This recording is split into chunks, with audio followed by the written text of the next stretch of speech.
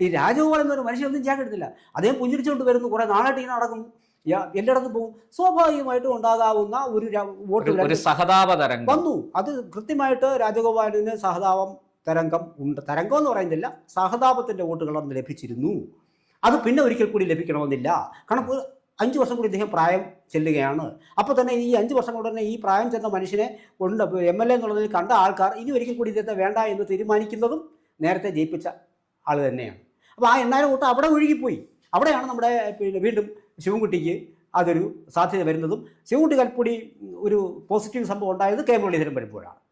അദ്ദേഹത്തിനും നേരത്തെ പറഞ്ഞ പോലെ വോട്ടുകൾ പല ഭാഗത്തു നിന്നും കൊണ്ടുവരാനുള്ള ബിജെപിക്ക് കിട്ടേണ്ട കുറെ വോട്ടുകൾ അദ്ദേഹം പിടിച്ചെടുത്തു. അതാണ് പറഞ്ഞത്. ആ 2 പക്ഷത്തും അദ്ദേഹം കുറെ വോട്ട് പിടിച്ചു. 2 പക്ഷത്തല്ല, മെയിനായിട്ട് ഇക്കുറിയും 2026-ലും ബിജെപിക്ക് കിട്ടേണ്ട വോട്ടുകൾ ശബരിനാഥൻ എന്ന കോൺഗ്രസ് കാൻഡിഡേറ്റ് പിടിച്ചെടുക്കുമോ?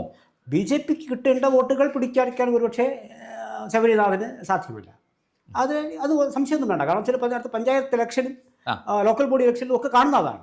സ്വാഭാവികമായിട്ടും കണക്കുകൾ പ്രകാരം നോക്കുമ്പോൾ അതിനുള്ള സാധ്യത കുറവ്. അതിനുള്ള സംഭവം ശബരിനാഥൻ ഒറ്റയ്ക്ക് ഉണ്ട് എന്ന് വിശ്വസിക്കുന്ന ആളല്ല ഞാൻ. നിങ്ങൾ എത്രയൊക്കെ പറഞ്ഞാലും ഇപ്പോൾ അദ്ദേഹം തിരുവനന്തപുരത്ത് അവിടെ നിന്ന് മത്സരിച്ചു, ജയിച്ചു എന്നുള്ള ആ സാഹചര്യം വേറെയായിരുന്നു. അവിടെ മറ്റു ചില കാര്യങ്ങളും കൂടെ ഉണ്ടായിരുന്നു, അതൊക്കെ പോട്ടെ. പക്ഷേ എങ്കിൽ കൂടിയും അദ്ദേഹത്തിന് ഒറ്റയ്ക്ക് നിന്ന് ഫൈറ്റ്, അദ്ദേഹത്തിൻ്റെ സ്ഥാനാർത്ഥിത്വം പോലും ഏറ്റവും വലിയ വിഷയങ്ങൾ കൊടുവിലാണ് സംഭവിച്ചത്. സ്വാഭാവികമായിട്ടും അവിടെ ആൾക്കാർ കൺഫ്യൂസ്ഡ് ആയിരുന്നു.